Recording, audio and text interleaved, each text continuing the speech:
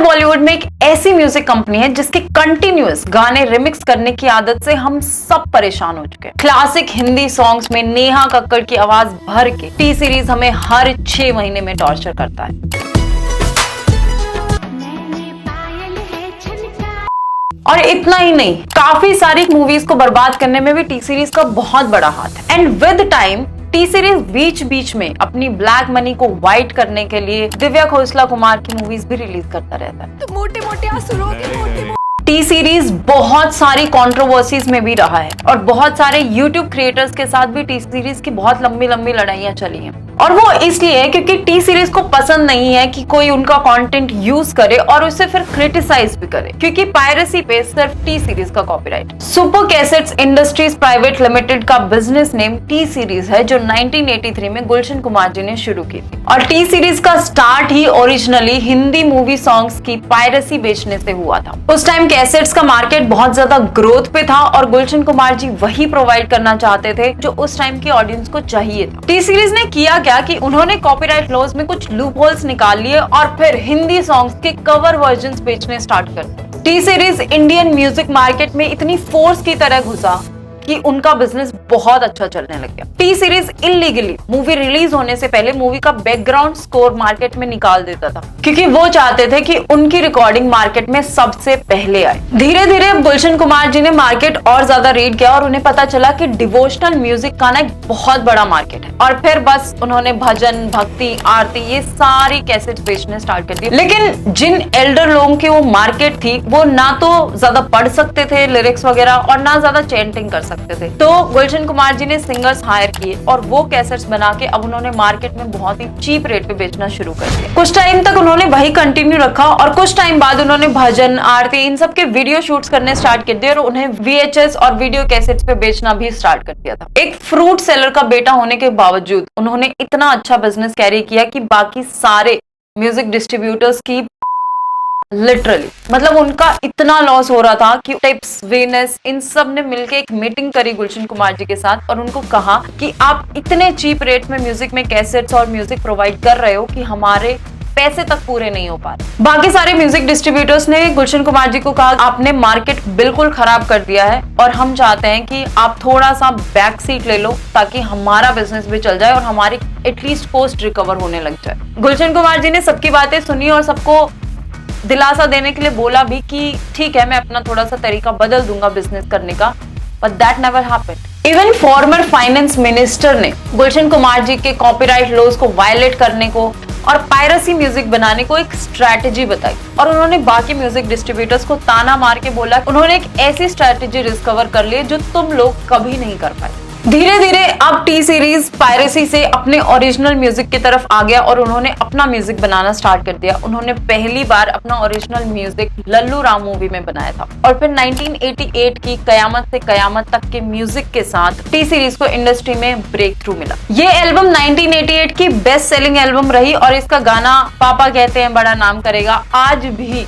लोगों के लिए उतना ही रिलेटेबल है। पापा कहते हैं बड़ा नाम करे। लेकिन फिर 1990 में आई आशिकी फिल्म और उस मूवी के एल्बम के साथ T series leading music album बन गया। उस मूवी का एल्बम, उस मूवी का साउंड, उस मूवी के sound tracks best selling album of all time बन। गुलशन कुमार जी ने एक छोटी सी कैसेट कंपनी को जो 85 तक ऑलमोस्ट साल के 20 करोड़ कमाती थी, उसे 1991 तक उन्होंने 200 करोड़ की कंपनी बना दिया। लेकिन उस टाइम इतने पैसे के साथ गुलशन कुमार जी पे एक और दबाव आने लगा, वो था माफिया डी कंपनी का। कभी किसी म्यूजिक आर्टिस्ट को लॉन्च करने का दबाव तो कभी प्रोटेक्शन मनी देने का दबाव। कहा यह भी जाता है कि जब कंटिन्यूअस धमकियों भरे कॉल्स गुलशन कुमार जी के पास गए, फिर भी उन्होंने वो प्रोटेक्शन मनी देने से मना कर दिया। तो डी कंपनी ने 2 आदमी गुलशन कुमार जी के पीछे कंटिन्यूअसली 1 महीने तक लगा के रखे ताकि वो प्रोटेक्शन मनी देने के लिए हाँ कर दे। लेकिन इन सब के बाद भी गुलशन कुमार जी ने कोई एक्सटॉर्शन मनी नहीं दिया, कोई प्रोटेक्शन मनी नहीं दिया। उन्होंने डी कंपनी को पैसे देने से साफ मना कर दिया, जिसका रिजल्ट ये निकला कि 12 अगस्त को गुलशन कुमार जी की जितेश्वर मंदिर के सामने 16 गोलियां मारकर मर्डर कर दिया। इंडस्ट्री तो ऑब्वियसली गुलशन कुमार जी वाले इंसिडेंट से बहुत सहमी हुई थी, लेकिन जो सबसे ज्यादा तेज से हिला वो था टी सीरीज। जो टी सीरीज गुलशन कुमार जी अपने क्रिएटिव और बिजनेस माइंड से संभाल रहे थे, वो अब गुलशन कुमार के बेटे भूषण कुमार के हाथों में आ गया। टी सीरीज अब ओरिजिनल गानों की बजाय सब कुछ दे रहा था। जो गाने गुलशन कुमार जी के टाइम पे क्लासिक बेस्ट गाने बने थे, उनको धड़ाधड़ करके रिमिक्स बनाने लगा। और जो टी सीरीज एक टाइम पे गुलशन कुमार जी के क्रिएटिव और बिजनेस माइंड से चल रहा था, वो टी सीरीज अब लड़ाई, कंट्रोवर्सीज और रिमिक्स बनाने की वजह से चलने लगा। चलने नहीं, दौड़ने लगा। गुलशन कुमार जी के जाने के बाद ऑब्वियसली टी सीरीज का पूरा जिम्मा भूषण कुमार के पास आ गया और जल्दी ही उन्होंने अपनी प्रेजेंस सबसे बड़े सोशल मीडिया प्लेटफॉर्म यूट्यूब पर बना ली। जिन गानों से लोगों के इमोशंस जुड़े, जो गाने लोगों के लिए क्लासिक थे, वो गाने अब टी सीरीज ने जल्दी जल्दी करके रिमिक्स बनाने शुरू कर दिए और उनको यूट्यूब पे रिलीज करना स्टार्ट कर दिया। लेकिन T series being the biggest music production company, उनको एकदम से यूट्यूब पे आते ही एक सब्सक्राइबर बूम देखने को मिला और सिर्फ 3 महीने के अंदर उन्होंने 1 बिलियन व्यूज क्रॉस कर लिए थे, जो करने वाला टी सीरीज राजश्री प्रोडक्शन के बाद सेकंड इंडियन यूट्यूब चैनल बना। लेकिन कमाल की बात यह थी कि जितनी जल्दी, जितनी तेजी से टी सीरीज के सब्सक्राइबर्स और व्यूज बढ़ते जा रहे थे, लोग उतना ही ज्यादा टी सीरीज को गालियां भी दे रहे थे उनके पसंदीदा गानों को रिमिक्स करके खराब करने के लिए। लेकिन YouTube पे आके किसी दूसरे यूट्यूबर से आपका कंपटीशन नहीं चल रहा, आपकी लड़ाई नहीं चल रही, तो आप घंटा यूट्यूबर। और यही चीज प्रूव करते हुए टी सीरीज का कंपटीशन चलने लग गया उस टाइम के biggest YouTuber PewDiePie.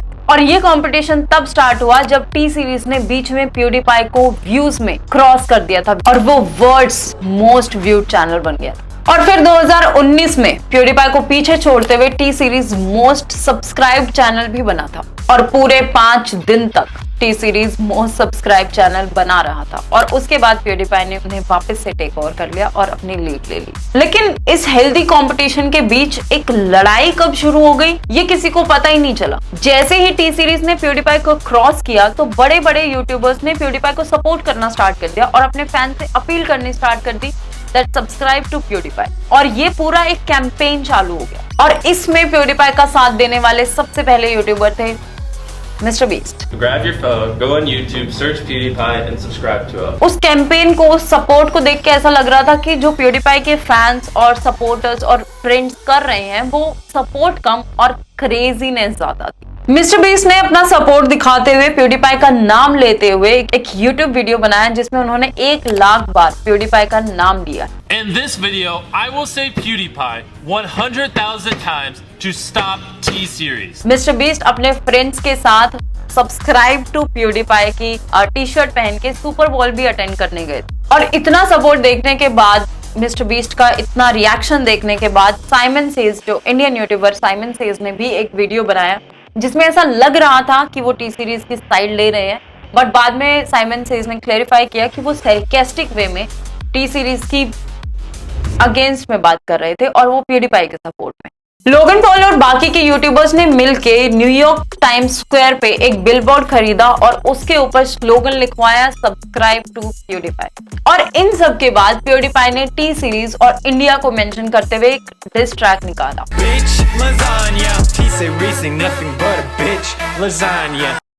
And that was pure hatred। The hell is Bob and why you wanna kiss him? और इतने हेटरेड के बावजूद वो गाना PewDiePie के सपोर्ट में बहुत जगह प्ले भी किया गया। Bitch, lasagna, T-Series just 2019 में न्यूयॉर्क सिटी के ऊपर से एक प्लेन उड़ाया गया था और इस सब में, जो प्लेन उड़ाना, बैनर वैनर, इन सब में जितना भी खर्चा हुआ था, जितनी भी पोस्टिंग आई थी, वो PewDiePie के फैंस ने क्राउड फंडिंग किया। बिच लजानिया डिस ट्रैक आने के बाद इस पूरी कंट्रोवर्सी, इस पूरी लड़ाई को इंडिया में भी काफी अटेंशन मिला और इसकी वजह ये थी कि उस गाने में सिर्फ टी सीरीज के लिए ही नहीं बल्कि इंडिया के लिए भी बहुत डेरोगेटरी रिमार्क्स यूज किए गए थे। trying to dethrone me from spot on #1, but you India, you lose. So best think you haven't won. Motherfuckers have like 1.4 billion people in India. जिसके सपोर्ट में काफी यूट्यूबर्स ने भी रिप्लाई बैक में diss track निकाले थे, जैसे तत्वा का PewDiePie, आसिफ बंटा का पेंडू भाई, इवन कैरी मिनाटी ने भी बाय PewDiePie डिस ट्रैक निकाला।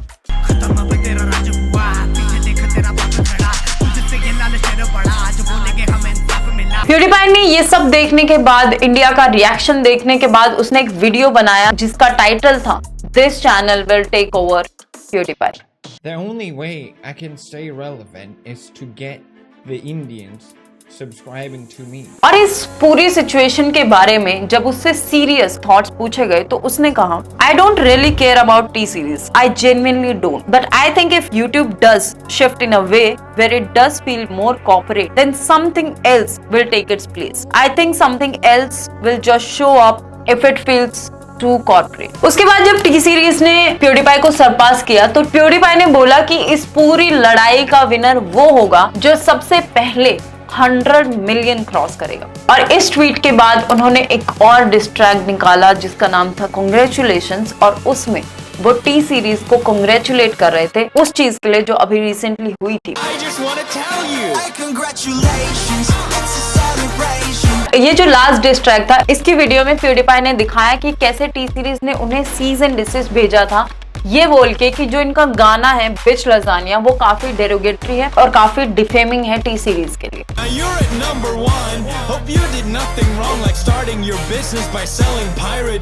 इस सारी कंट्रोवर्सीज के टाइम जब PewDiePie के फैंस इधर आके टी सीरीज को नीचे कमेंट्स में ट्रोल और स्पैम कर रहे थे, उसके रिप्लाई में टी सीरीज के प्रेसिडेंट ने एक स्टेटमेंट दी थी, it's a matter of pride for all Indians that an Indian YouTube channel will soon be world's biggest channel on YouTube.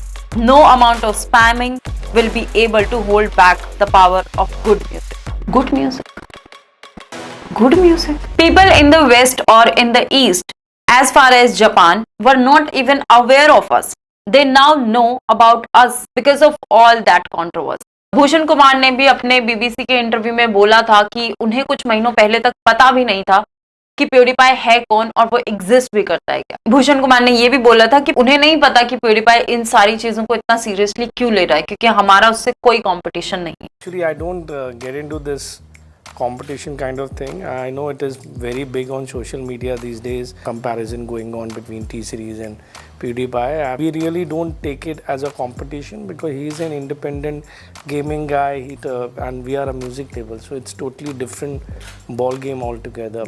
ये कंपटीशन वाली बात के बाद और ट्रोलिंग और बहुत सारी स्पैमिंग देखने के बाद भूषण कुमार ने भी एक ट्वीट किया जिसमें उन्होंने कहा कि टी सीरीज हिस्ट्री क्रिएट कर सकता है, तो जाओ और जाके सब्सक्राइब करो।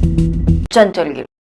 ये जो डिस्ट्रैक्ट बिच लजानिया था, इसके रिप्लाई में टी सीरीज ने दिल्ली हाई कोर्ट से ऑर्डर लिया कि PewDiePie को ये गाना यूट्यूब से हटाना पड़ेगा। हालांकि PewDiePie ने बोला भी दैट कि वो सब फन में किया गया था, but then why wasn't it funny? YouTube India से बिच लजानिया जो डिस्ट्रैक्ट था वो ब्लॉक कर दिया गया और 2019 में फाइनली टी सीरीज और PewDiePie ने मामला आउट ऑफ कोर्ट सेटल कर दिया। इतने सारे सपोर्ट, इतनी सारे बैनर्स, इतने सारी क्रिएटिव आइडियाज के बावजूद PewDiePie इस लड़ाई में हार गया और टी सीरीज 100 मिलियन क्रॉस करने वाला पहला YouTube चैनल बना। इस पूरी कंट्रोवर्सी से टी सीरीज को जो सबसे ज्यादा बात समझ आई वो ये कि अब टी सीरीज को उन जगहों पे देखा जा रहा था, उन कंट्रीज में देखा जा रहा था जहां वो पहले शायद कभी सोच भी नहीं सकते थे कि वो पहुंच सकते हैं वहां तक। और इस कंट्रोवर्सी से बस इतना फायदा टी सीरीज के मुंह लगने के बाद टी सीरीज ने पीछे मुड़ के कभी 2019 में ये सारी कंट्रोवर्सी खत्म होने के बाद अगले ही साल टी सीरीज अपनी ही कंपनी के एक सिंगर के साथ कंट्रोवर्सी में फंस गया। सोनू निगम ने out of the blue YouTube पे एक वीडियो पोस्ट किया जिसमें उन्होंने भूषण कुमार को म्यूजिक माफिया और पता नहीं किन किन नामों से रेफर किया। सोनू निगम ने कहा कि भूषण कुमार कुछ लोगों को जानबूझ के उनके खिलाफ इंटरव्यूज देने को कह रहे हैं। इवन सोनू निगम ने कहा कि भूषण कुमार जानबूझ के उनके खिलाफ नेगेटिव आर्टिकल्स प्लान करवा रहे हैं। उस वीडियो में सोनू निगम ने टी सीरीज को आउटसाइडर्स, जो न्यू कमर्स होते हैं, जो आउटसाइडर सिंगर्स या आउटसाइडर राइटर्स होते हैं, उनको एक्सप्लॉइट करने का ब्लेम भी लगाया। फिल्मों से बड़ा माफिया म्यूजिक में है। और कहा कि ज्यादातर आउटसाइडर्स को तो टी सीरीज चांस तक नहीं देता। उसके बाद सोनू निगम ने कहा कि ये सब जो भूषण कुमार करवा रहे हैं, शायद ये वो दिन भूल गए हैं जब ये मेरे पास आए थे भीख मांगते हुए कि मैं इनके लिए एक एल्बम कर दूं। भाई मेरी एल्बम कर दो भाई, दीवाना कर दो भाई। और ये वो दिन भी भूल गए हैं जब मैं इन्हें इंडस्ट्री में लोगों से मिलवाया करता था। और ये वो दिन भी भूल गए हैं जब ये मेरे पास आए थे और इन्होंने कहा था कि प्लीज मुझे अब्बू सलीम से बचा।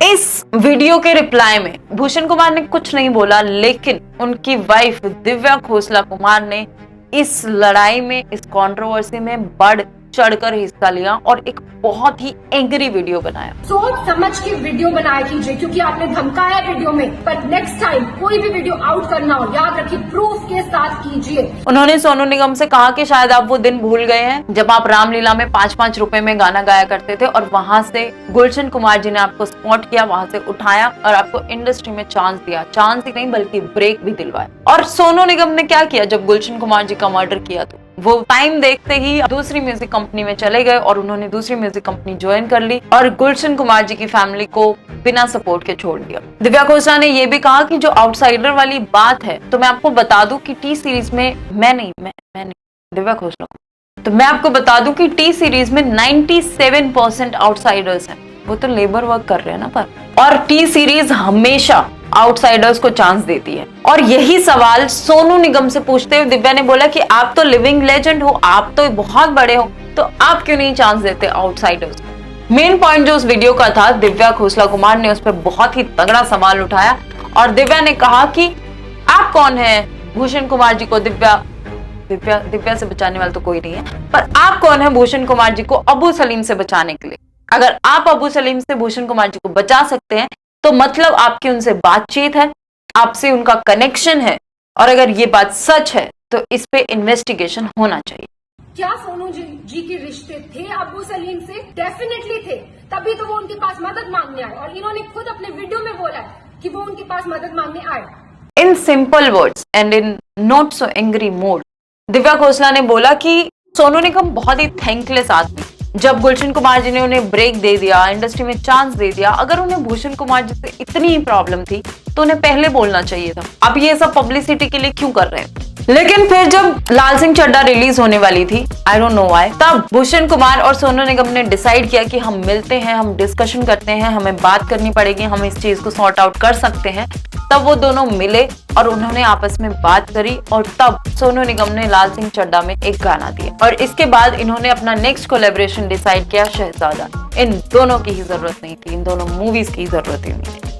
गुलशन कुमार जी ने जिस आइडिया से टी सीरीज बनाया था, अब टी सीरीज के दूसरों के वही करने से प्रॉब्लम होने लगा। उन्होंने गोल्ड माइन टेलीफिल्म्स पे ये केस किया कि गोल्ड माइन टेलीफिल्म्स के चैनल पे हमारा कुछ कंटेंट है जिसके राइट्स हमारे अंडर हैं, तो वो content gold mine telefilms use नहीं कर सकता और वो उन्हें हटाना पड़ेगा। लेकिन इस केस में साथ में उन्होंने यूट्यूब को भी लपेट लिया और उन्होंने कहा कि हमारा कॉपीराइटेड कंटेंट यूट्यूब किसी और को अपलोड करने में कैसे अलाउ कर सकता है। गोल्ड माइन का काउंटर इसमें ये था कि उन्होंने बोला कि हमने प्रोड्यूसर से डायरेक्ट राइट्स लिए हैं। गोल्ड माइन टेलीफिल्म्स ने अपने सबमिट में लिखा कि इस कंटेंट के जो राइट्स हैं वो प्रोड्यूसर के पास ही ट्रेस किए जा रहे हैं, लेकिन टी सीरीज का जो एग्रीमेंट है वो एक्चुअल प्रोड्यूसर तक ट्रेस नहीं किया जा रहा। टी सीरीज ने उस बात पे कहा कि जब उन्होंने एक्चुअली प्रोड्यूसर से राइट्स खरीद रखे हैं तो प्रोड्यूसर के पास राइट्स है ही नहीं किसी और को देने के लिए। इस केस को लेके दो मेन क्वेश्चन थे, क्या टी सीरीज के पास उन ऑडियो और वीडियो विजुअल्स के एक्सक्लूसिव राइट्स हैं, और अगर हैं तो गोल्ड माइन टेलीफिल्म्स उन कॉपीराइट को कितना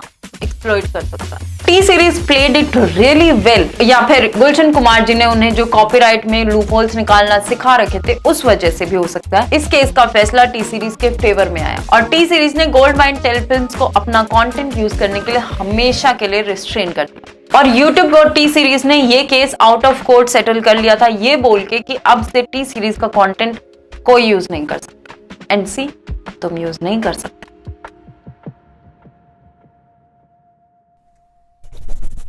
इस साल अक्टूबर में धर्मा के साथ आलिया भट्ट की एक मूवी रिलीज हुई, जिगरा, और जैसे ही मूवी रिलीज हुई दिव्या खोसला कुमार सबसे पहले थिएटर में गई और उन्होंने खाली थिएटर की जल्दी से फोटो ली और स्टोरी पे अपलोड करके कहा कि थिएटर्स खाली पड़े हैं, और दूसरी बात कि ये मूवी जो है ये मेरी मूवी सावी का कॉपी है।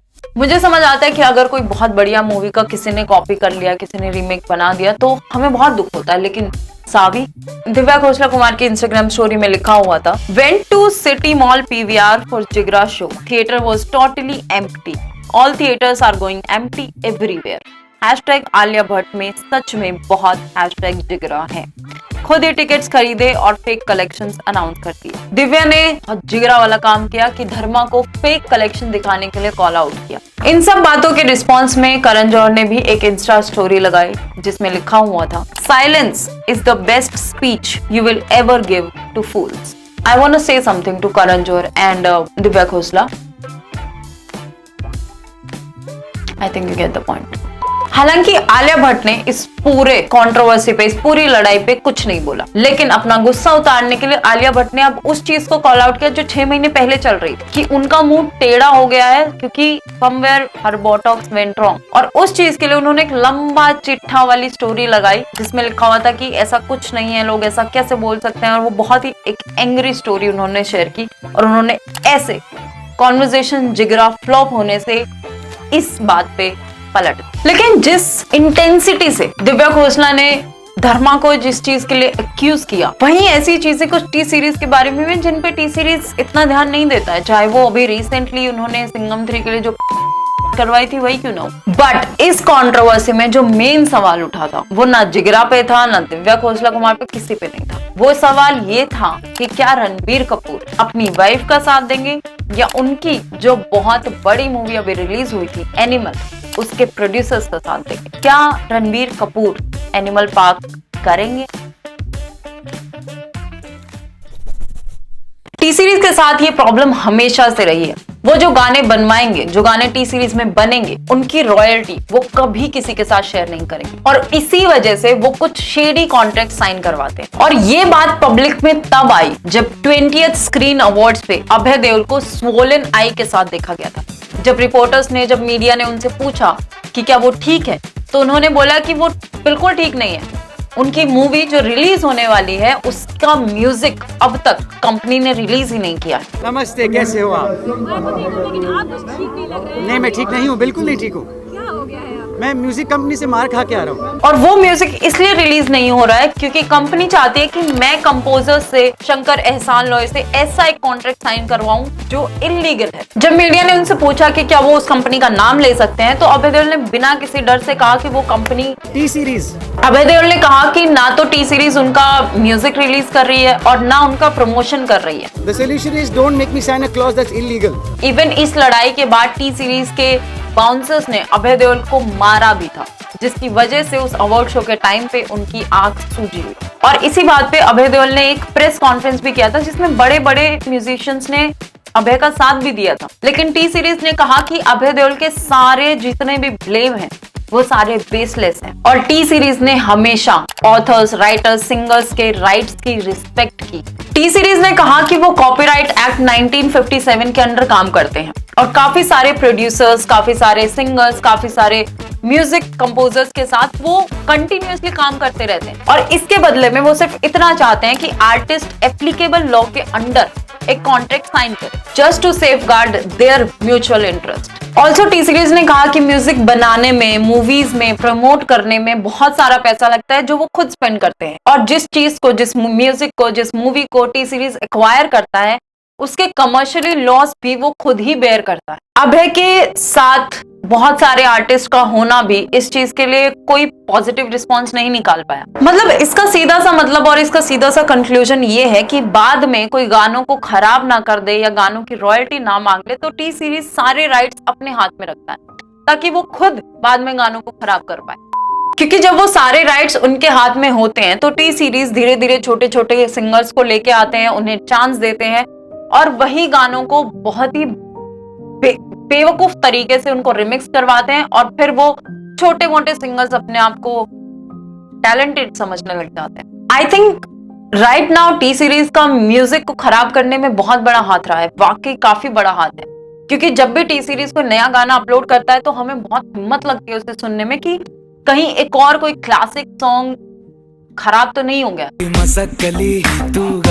और मोस्ट ऑफ द टाइम वही होता है। जिस बिजनेस को गुलशन कुमार जी ने माइंड से, क्रिएटिविटी से, बहुत सारी चीजें लगा के इतना बड़ा बनाया था, अब उसी टी सीरीज में वो बिजनेस और क्रिएटिविटी कम और लड़ाइयां, कंट्रोवर्सीज, आर्टिस्ट को स्पॉइल और इंसल्ट करना और दिव्या खोसला कुमार का फालतू रेंट और उनकी मूवीज निकालना, इन सब में उनका फोकस बहुत ज्यादा हो गया। और किस बात का गुस्सा है दिव्या खोसला कुमार को?